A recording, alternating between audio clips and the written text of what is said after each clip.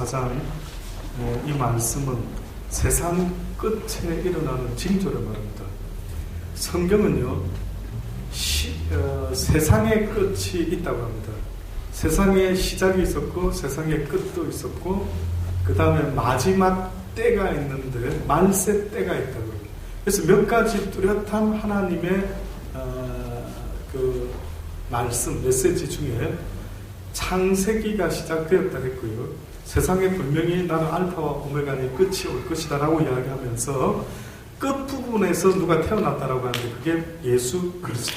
그러니까 예수 그리스도는 세상 마지막 때에 나타나기로 되어 있었던 것 같아요. 그래서 그때부터 지금까지가 2000년이 넘고 있지만은 그때부터 지금까지를 하나님의 시간표로 이야기하자면은 마지막 말세 지말이다 이렇게까지 표현할 정도로 끝을 향해서 지금 계속 나아가고 있는 시간이다 이렇게 볼 수가 있습니다. 많은 사람들이 그 예수님 때에도요, 예수님의 어떤 말이 헷갈렸습니다. 어떤 말이 하나 헷갈렸냐면 예수님이 곧 내 때가 올 것이다. 곧 내가 이 땅에 재림할 것이다. 그래서 심판할 것이다. 이랬더니만 그 당시 때 사람들이 어머 곧이니까 그럼 내 때에 오시겠네? 이래가지고 막 재산도 팔고 해가지고 가난한 자들에게도 나눠주고 정리를 하고 이랬는데 그러니까 왔어요, 안 왔어요? 도대체 어느 때 오신다고 하니까 왜 우리 때에 안 나타납니까? 막 이제 이런 이야기 하면서 저희의 육신의 동서가 옛날에 기억이 납니다. 형님, 예수님이 안 오지 않았습니까? 왜 그때 그런 말을 성경에 써놨죠? 왜 했죠? 왜 이 세대가 끝나기 전에 온다고 그러셔가 괜히 헷갈리게 그렇게 하셨습니까? 이런 질문 하더라고요. 저도 그게 궁금했습니다. 어떻게 알고 계세요? 제가 아는 하나님이요, 저 같은 사람에게 깨닫게 하시는 것 중에 한 가지가 그 마지막 때라고 할 때에 실제 세상의 마지막 때가 있답니다. 나중에 한번 기회가 되면 적 그리스도의 영이 이미 나왔다라고 말씀하셨는데 적 그리스도가 등장하는 때가 있고요. 마지막 때에 적 그리스도의 영이 나타난다라고 이야기하시는 것처럼 세상의 마지막은 분명히 있는데 우리의 마지막이 세상의 마지막과 일치되는 사람도 있고 일치되지 않는 사람이 있습니다. 그러니까 우리는 적 그리스도 보지도 못하고 먼저 하나님의 나라에 갈 수도 있죠. 그러니까 주님이 우리에게 요구하는 게 어떤 믿음이 있는데 인내의 믿음이라고 말하는 그 의미 속에는요, 주님이 내 때에 오지 못할지라도 올 것 같이 생각하고 주님을 믿고 섬기는 자가 되어라 이 말씀이더라고요. 아브라함이 자기 때에 뭇자손이 번성할 줄 알았는데 자기 때에 있었습니까? 없었습니까? 없었죠. 아들 몇? 아들 하나. 그런데 그는 뭇자손들을 하나님이 뭐라 약속했습니까? 하늘의 별과 같이 땅의 모래알과 같이 수많은 자손들이 있을 것이요. 봤어요, 안 봤어요? 믿음의 눈으로 어떻게 해요? 그가 나그네인 것을 깨닫고 아하, 그 약속은 내 때에 일어난 게 아니라 내 이후에 일어날 일들이었구나 라는 걸 나중에 깨닫고 그는 오히려 본향을 바라보며 그가 나그네 인생인 것을 확연히 깨닫고 이제 본향으로 돌아가기를 기대하며 믿음으로 그가 살았다라고 이야기를 했던 것 같습니다. 그래서 그런 이야기 들을 때마다 실제 마지막이 있고 내 인생의 마지막이 있는데 주님이 우리에게 요구하는 그 인내의 믿음이라는 것은 바로 네 때에 예수 그리스도가 실제 재림하지 않더라도 내 때에 재림하실 것으로 믿고 인내하는 믿음을 가지고 실망하고 낙심하고 방황하고 방종하지 않는 그런 믿음을 가져라고 말씀하고 있는 겁니다. 그런 의미에서 오늘 예수님도 어떤 대화를 하기 시작하는데 보니까요, 예수님께서 감난산 위에 앉으셨는데 제자들이 종력이 와서 묻기를 가로되 우리에게 이르소서 어느 때에 이런 일이 있겠사오며 또 주의 임하심과 세상 끝에는 무슨 징조가 있사오리까. 자, 이렇게 우리도 궁금해하는 것 이야기를 묻습니다. 자, 한번 여쭤볼게요. 여러분, 미래가 궁금하십니까? 내 미래, 이 땅에서의 미래. 궁금하긴 하죠, 솔직히. 네, 그 우리 정치는 거하고 예언 기도하는 거. 교회에서는 예언 기도라고도 하고 세상에서는 점을 짓죠. 점. 타로도 보고 이래저래 보죠. 왜 보죠?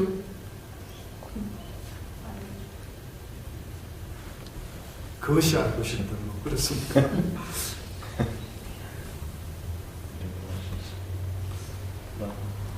네.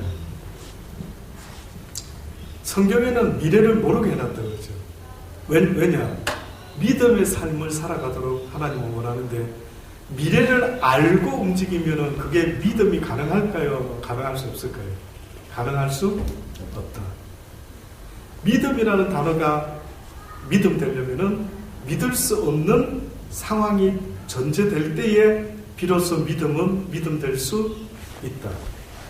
빛이 빛될 수 있으려고 하면은 어두움이 전제되어 줄 때에 비로소 빛은 빛될 수가 있다.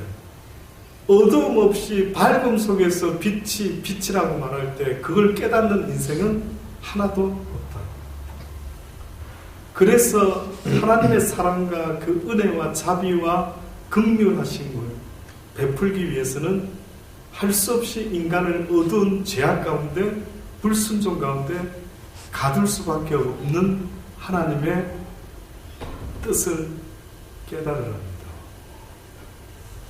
그래서 그 죄악에 갇혀본 그들에게 하나님이 비로소 해줄 수 있는 것은 하나님의 자비와 긍휼하심을 그들에게 베풀어 줄 수 있다. 그래서 성경의 구속, 구원, 이것은 의미는 값 없이 자비, 긍휼, 이 모든 것들은 값 없이 값을 치러주는 행위에 대해서 이야기를 합니다. 값을, 다시 말해서 의인을 위하여 죽는 자가 없고 선인을 위하여 혹 용감히 죽는 자는 들어 있는데 죄인을 위하여 죽는 자는 거의 없다. 그런데 예수님은 하필이면 의인을 위하시고 선인을 위하시지 않으시고 우리가 죄인 되었을 때에 드디어 나타나셔서 우리를 구원하셨다. 그때 그 사실을 깨닫는 인생들이 얻게 되는 것이 있는데 그게 뭔가 봤더니만 하나님의 자비와 긍휼하심과 은혜와 사랑이라는 것을 그들이 비로소 알게 되었다.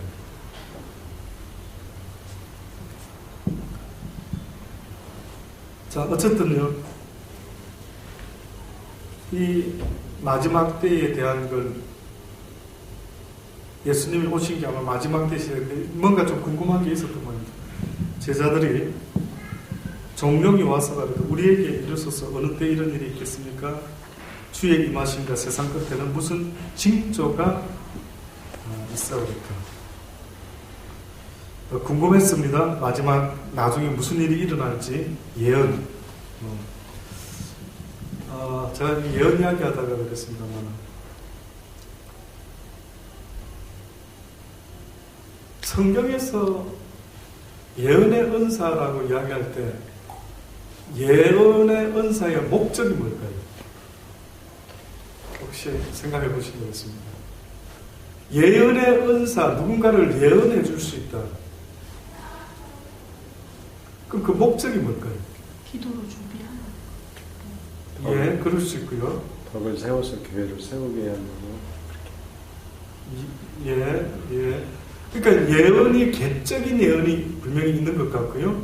성경에서 할 수만 있으면 예언하려고 해라라고 했을 때에 뭐 여러 가지 개적인 게 있는데 궁극적인 성경이 딱 하나 나타내는 예언이 있다면 무슨 예언일까요? 예, 성경이 지금 예언하기 원하는 게 있다면은 깨어라, 회개하라, 천국이 가까웠다. 다시 말하면 예수 그리스도가 속히 오게 될 것이라. 그러니 너희가 회개하라, 깨어라. 되지 않은 일을 예언하는 건데 미리 일어날 일을 예언하는데 다른 거는 변개가 가능할까요? 안 할까요? 개인적인 거. 그거는 우리 학위에 따라 다 뒤집어지죠. 잘 생각해 보십시오. 성경은 오늘 내가 저주받을 자라도 회개하면 어떻게 해요? 바뀌어진다라고 이야기하죠. 그러니까 모든 건 다 바뀌어질 수 있어요. 근데 예수 그리스도가 이 땅에 온다라고 하는 것이 바뀔 수 있을까요? 없을까요? 그럼 바뀔 수가 없습니다. 예수님이 베드로에게 네가 닭이 두 번 울기 전에 네가 오늘 나를 3번 부인하리라 바뀌어질 수 있을까요? 없을까요? 못 바뀌어지죠. 그 이미 작정을 하셨죠. 예수님은 어떤 목적을 두고 작정을 해버렸어요. 베드로는 부인 안 하고 싶어도 부인할 수밖에 없도록 미리 예언이 되고 말았어요. 그러면 우리가 말하는 예언 뭔데? 왜 성경에 예언이 있느냐? 성경에서 예언이 있다라고 하는 것은 미리 어떤 일을 이야기한다라고 할 때 저도 와 멋지겠다 미리 탁탁 맞추고 쪽집게 가죠. 근데 알고 보니까 목적은 무조건 하나더라고요. 그에게 복음을 믿도록 하기 위한 이유가 있다. 어느 날 수가성 여자하고 이렇게 이제 앉아서 예수님이 대화하지 않습니까? 예수님이 이제 야 여인아 물 좀 달라. 아우 유대인 남자가 왜 나한테 물 달라지? 어쨌든 물을 줬습니다. 그때 주님이 갑자기 영적인 이야기를 시작하죠. 너에게 물을 구하니까 누구인지 알았다면 네가 오히려 나한테 뭔가 그 생수를 좀 주십시오 라고 했을 테인데 안타깝다. 그러면서 이제 이야기를 합니다. 우리가 예배 드릴 때가 여기입니까? 저쪽입니까? 예루살렘으로 가야 됩니까? 당신의 이 우물보다 야곱보다 더 큽니까? 어쩌고 저쩌고 이런저런 주님은 영적인 이야기를 지금 해주고 싶은데 스피릿 월드에 대한 이야기를 어떻게 해주고 싶은데 이 여자는 포커스가 어디에 있었습니까? 육적인 이야기에 계속 있었어요. 이때 드디어 주님이 예언은 아닌데 과거를 맞추는 방법을 하나 쓰죠. 갑자기 그 여인에게 주제를 돌려가 여인아 네 남편 좀 데려와 봐라 딱 이러죠. 그랬더니 이 여자가 뭐랍니까? 나 남편 없는데 시치미를 딱 대는 그때의 주님이 뭐라고? 맞다 없다 5시나 있었지만 그러니까 과거를 딱 맞췄죠. 지나간 과거를 딱 맞춰버리니까 여자가 갑자기 어머 선지자시네 이렇게 합니다. 그래가지고 이제 마을로 뛰어들어가가지고 나에게 말한 일을 보라 막 메시아 같다 어쩌고저쩌고 나중에 다른 사람들 와서 대화를 나누고 와우 이러고 놀랍니다. 물론 그때도 아주 너무 귀한 영적 비밀이 있죠. 그때 나오는 이야기가 있고 예배하는 자는 신령과 진정으로 예배해라. 여기서 할까요? 저기서 할까요? 그 장소적인 문제가 아니라 신령과 진정으로 예배해라. 저도 한때는 신령과 진정으로 예배해라라는 그 말이요. 예수님 시대에 나타나는 이 이야기가 무슨 의미가 있는가라고 생각했는데 뜻밖에도 여러분 이렇게 지금 드리는 예배를 말하는 게 아니었다고요. 오늘 신령과 진정으로 예배 들으셨습니까? 뭐가 어떻게 하면 신령과 진정으로 예배 드리는 거예요? 신령, 진정, 간절, 사모님 어떻게 하면 되는데? 좀 나 좀 가르쳐 주세요.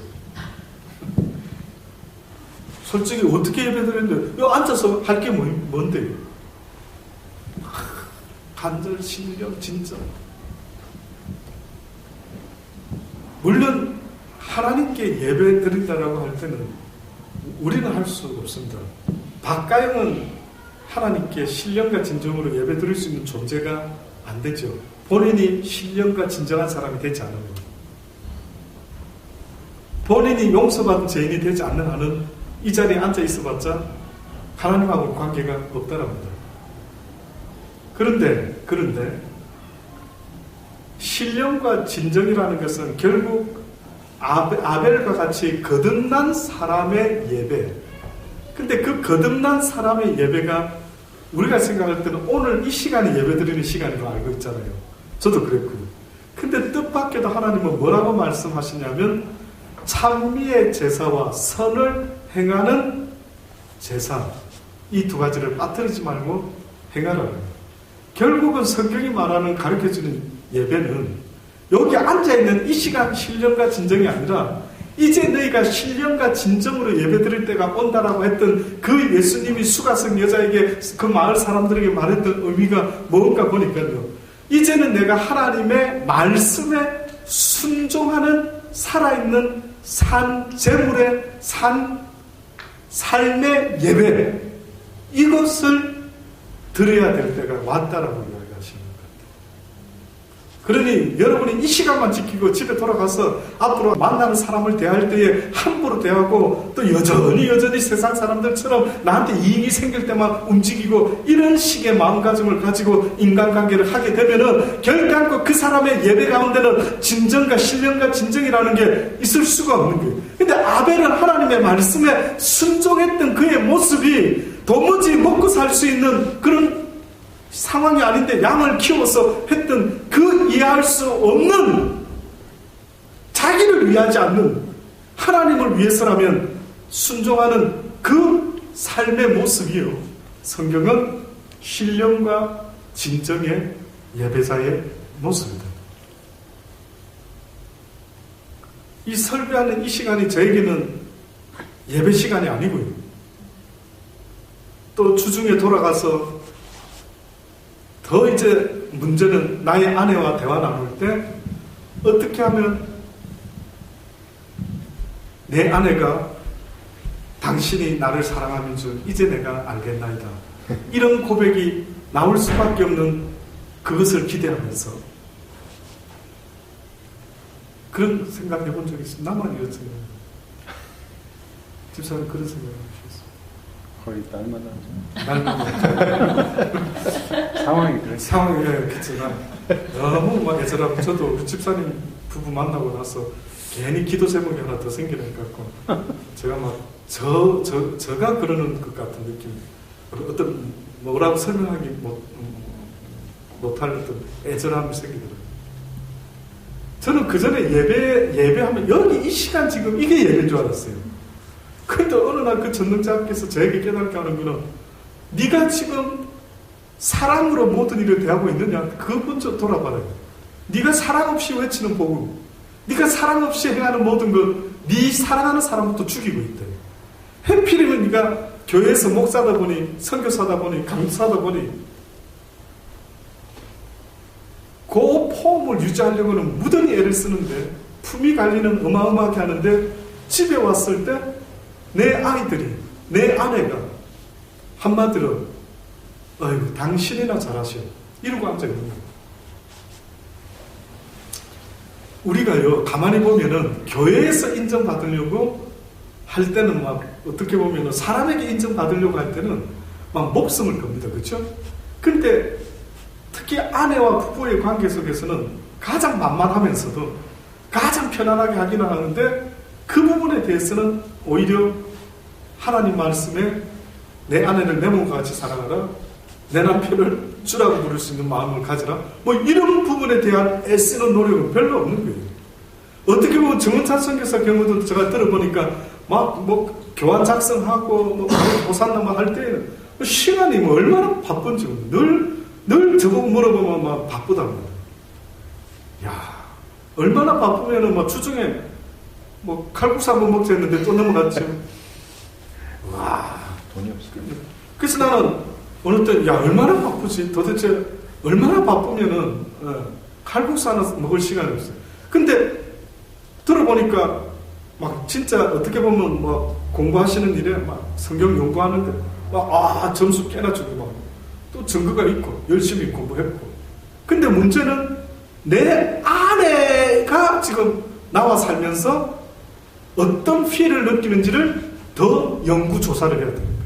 그렇죠? 아멘. 아멘. 저는 우리는 보통 남편 입장에 아이고 당신 그 좀 가만히 있어 좀 나 좀 도와줘 이런 정도 관계를 생각하지 더 연약한 그를 더 사랑해야 된다 뭐 이런 이야기에 대해서는 그런가 보다 사랑했지 내가 이 정도면. 근데 문제는 이 정도면이 아니라 거기서 그대가 나를 사랑하는 줄 이제야 내가 알겠습니다. 사랑의 포로가 되어 있는 거죠. 그래서 잘 안 될 때 내가 사랑을 부족하게 나타내는구나. 더 좀 나타내 봐야겠다. 그런 연구해 본 적이 있어요. 아내가 조금 내 사랑이 시원찮은 것 같다. 어떻게 하면 이 사람을 사랑의 포로로 만들지? 어떤 좋은 아이디어가 없을까? 이런 거 연구하고 기도하고 고민해 봤는데 성경을 어떻게 잘 가르칠까? 오늘 설교를 어떻게 내가 잘해야 될까?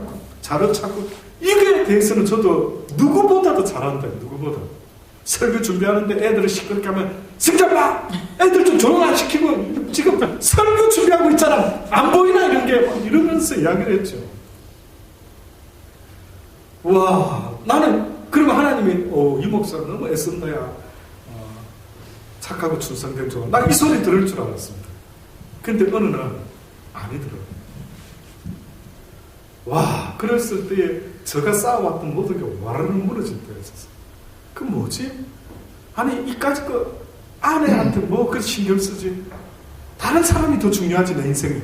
무슨 아내한테 사랑 뭐 다 이렇게 사는 거지. 이 정도면 못 느끼는 저 사람이 문제지. 이게 끝났지. 뭐 어떻게 하면 더 느끼게 돼. 근데 제가 진짜 우리 사모가 여기 있지만 옛날 같았으면 제가 한 10번은 목소리를 높였어요. 근데 진짜 제가 저를 볼 때 본인은 아직 점수를 못 주게 제가 저를 볼 때 와, 이 용어 참 많이 참고 있다. 참 많이 인내하고 있다. 사람은 오래 참고 맞더라고요. 와, 또 참고 또 참고 어느 때는 막 올라오다가 또 참고 또 참고 그 어느 때까지 참아야 될까 이러다가 제가 어느 날 빨리 죽었으면 좋겠다. 쉽게 말하면 그 죽는다면 진짜 죽겠다는 게 이제는 내가 그리스도와 함께 십자가에 못 박였으니 육신으로는 죽었지만 내 영으로는 살아나고 싶다. 막 이래 참는 것이 아니라 이제는 완전 죽어버려가지고요. 아내가 콕 찔러도 전혀 반응이 없게. 그게 바로 욥 같지. 아내가 팍 찌르면서 에라 당신 믿는 하나님 원망 저주하고 죽어버리라 그랬더니만 욥이 뭐랍니까? 그대가 하는 말은 어리석은 일 중에 그 욥의 마음은 어떨까요?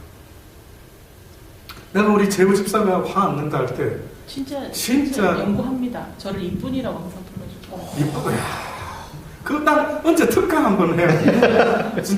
진짜 한번 언제 내가 진짜 기억하고 있을게요. 수련회가 되든 뭐가 되든 아니 딴 거 이 집사 못하는 거 해라는 거 말고 목사님 나는 이상하게 결혼생활 지금 해오는데 이상하게 화를 안 내는 이유를 나는 스스로 좀 조사해봤습니다. 내 타고난 기질인지 아니면 내가 그럴 때마다 어떤 생각을 한다든지 스스로 진짜 한번 스스로를 연구조사해서 목사님 나는 이러고 있는 것 같아요. 그러니까 화가 안 나는 것 같습니다. 화를 한 번도 안 했다고. 우리 여기 몇 년? 결혼생활 몇 년? 연애를 20살, 그러니까 대학교 1학년 때부터 연애해서 28에 결혼했거든요. 대학교 1학년 때부터 연애했어. 1학년 때 친구였나 보다. 2학년 친구. 때부터 연애해가지고.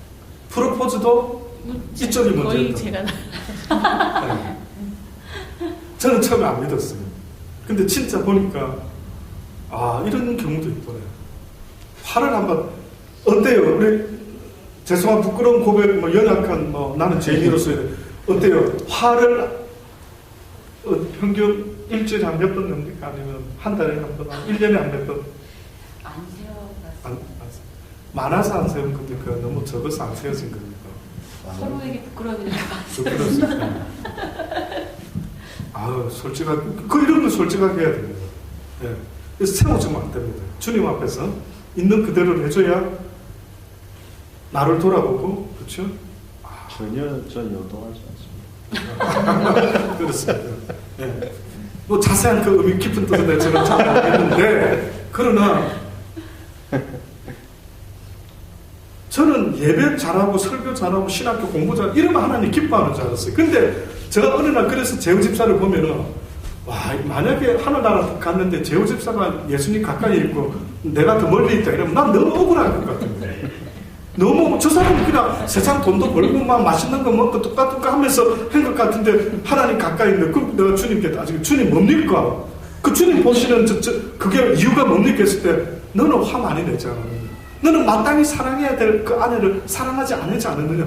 근데 저 아들은 성경에 대한 지식은 너보다 많지 않은데 만약에 저 아들은 이 딸을 한 번도 화낸 적이 없다. 이 딸을.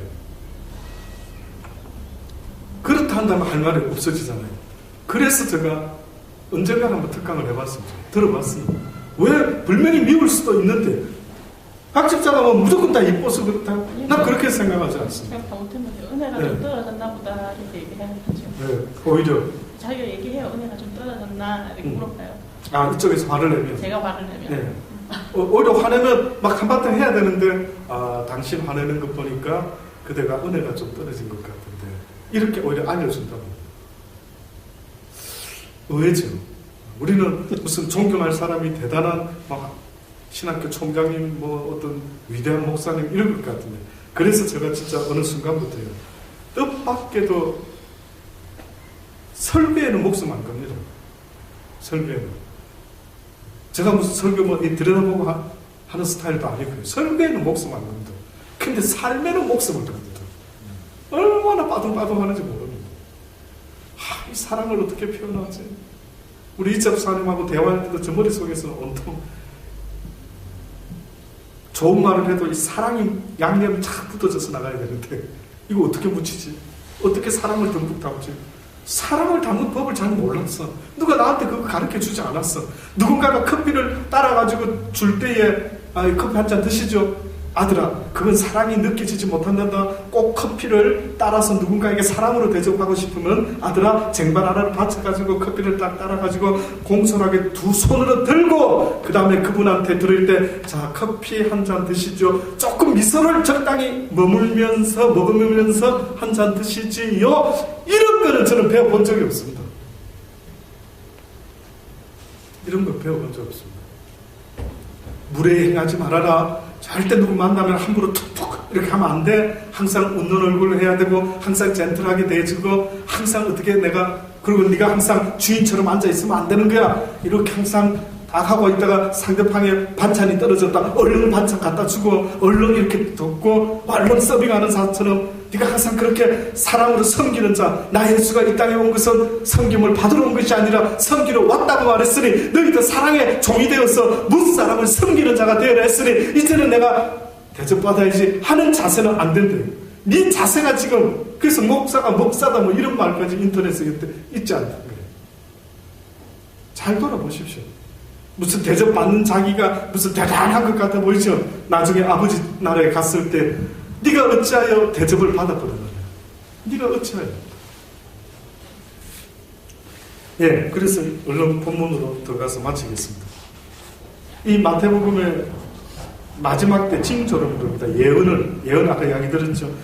이제 마지막 때 도대체 무슨 징조 뭐 없습니까? 어느 때 하나님 나라가 임합니까? 했으니까 너희가 사람의 미혹을 받지 않도록 주의해라. 이게 징조 이야기입니다. 잘 들으셔야 될 겁니다.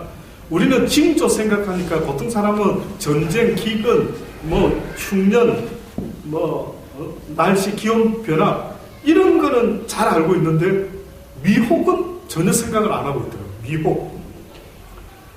마지막 때 사건으로 너희가 사람의 미혹을 받지 않도록 해라. 여기서 말하는 사람이라는 것은 결국은 악한 자에게 속한 사람들의 미혹을 받지 않도록 주의하라. 쉽게 말하면은 하나님이 밥 먹여줘 세상적으로 이렇게 살아야 잘 사는 거야 하는 그들의 잘못된 비진리를 진리처럼 오해하지 않도록 미혹받지 않도록 주의를 하라. 많은 사람이 내 이름으로 와서 이르되 나는 그리스도라 하여 많은 사람을 어떻게 해요? 미혹해 하리라. 그래서 결국은 어떤 자가 자기를 따르도록 만듭니다. 사람으로 하여금 그리스도를 따르게 해야 되는데 내가 그리스도다라고 하면서 나를 따르는 이단들의 가장 대표적이고 또 이단은 아니라고 하면서 교회에서 스스로 목사가 왕이 되어서 예수 그리스도의 보좌를 빼앗고 앉아있는 사람들이 있을 수도 있죠. 저와 여러분은 그리스도가 아닙니다. 여러분이 저를 좋아하면 안 됩니다. 저를 싫어해라는 말이 아니고요. 만약에 누군가가 제가 전하는 복음을 듣고 은혜를 받았습니다라고 할 때 그거는 이용호 목사가 했을까요? 하나님이 하셨을까요? 하나님이요. 만약에 우리 정성 교사님을 통해 우리 강 교사님을 통해 누군가가 어떤 자매가 청년이 성 교사님, 강 교사님 너무 고마워요. 감사해요. 나 이때까지 그걸 몰랐습니다. 당신의 그 섬김의 모습에 은혜 받았습니다. 이렇게 할 때에 그거는 우리가 할 수 있다 없다. 우리가 할 수 없다. 그러니까 하나님은 판을 이렇게 짜버렸어요. 의인은 없나니 하나도 없다라는 걸 먼저 딱 판을 짜버렸어요. 그 다음부터 어떤 일이 일어나는데 그 다음부터 일어나는 일은 누가 할 수 있다. 너희는 할 수 없지만 내가 할 수가 있다. 그러니 너희는 항상 모든 영광을 가로채지 말고 누구에게 돌리라? 하나님께 영광을 돌려라. 여러분과 저는 할 수 있는 능력도 누구로부터? 주로부터요.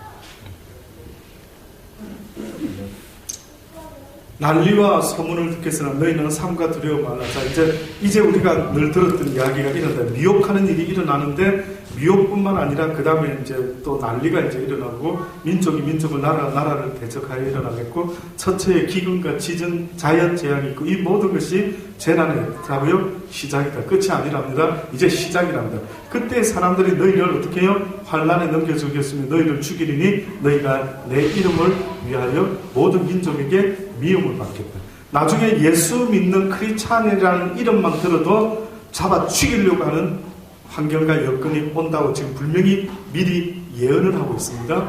이 예언의 목적은 이 시대를 살아가는 그들에게 깨어 있으라고, 그래서 복음을 끝까지 배반하지 말고 붙잡고 이러한 모든 일이 오는 것을 보거든 하나님의 뜻이 이루어져 가는 것을 보고 너희가 두려워하고 떨지 말고 그렇게 믿음으로 인내함으로 하나님의 나라에까지 가는 순간까지 이 땅에서 혹 순교하는 일이 있어도 믿음을 지키라고 지금 우리에게 누누이 권면하고 계십니다.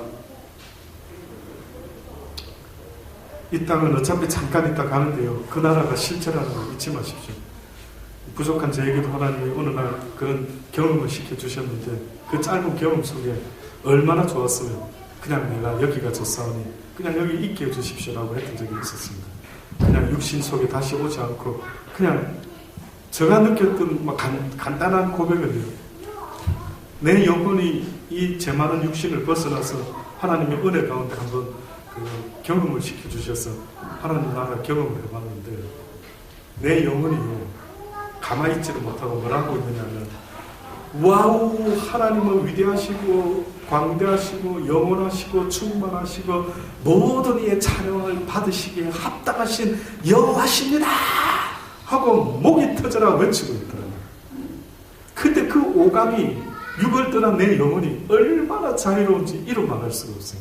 감각과 느낌이 세상에서는 내 영혼이 느끼는 기쁨이 만약에 좋은 집에 이사해서 좋은 자연의 아름다운 곳에 휴가를 가가 와 좋다 이랬는데 육을 벗어난 영혼이 하나님의 영원한 영의 세상에 아름다운 새 예루살렘과 새 하늘과 새 땅을 보게 되면 우리도 모르게 우와 할 수밖에 없더라고요. 그래서 저는 힘들 때마다 그걸 기억합니다. 우와 그때 그랬지 이용호야 네가 그때 그랬지 네가 그때 경험을 그 은혜를 알지 않느냐 힘들 때마다 잊지 말아라. 그래서 저는 여기서 유명한 목사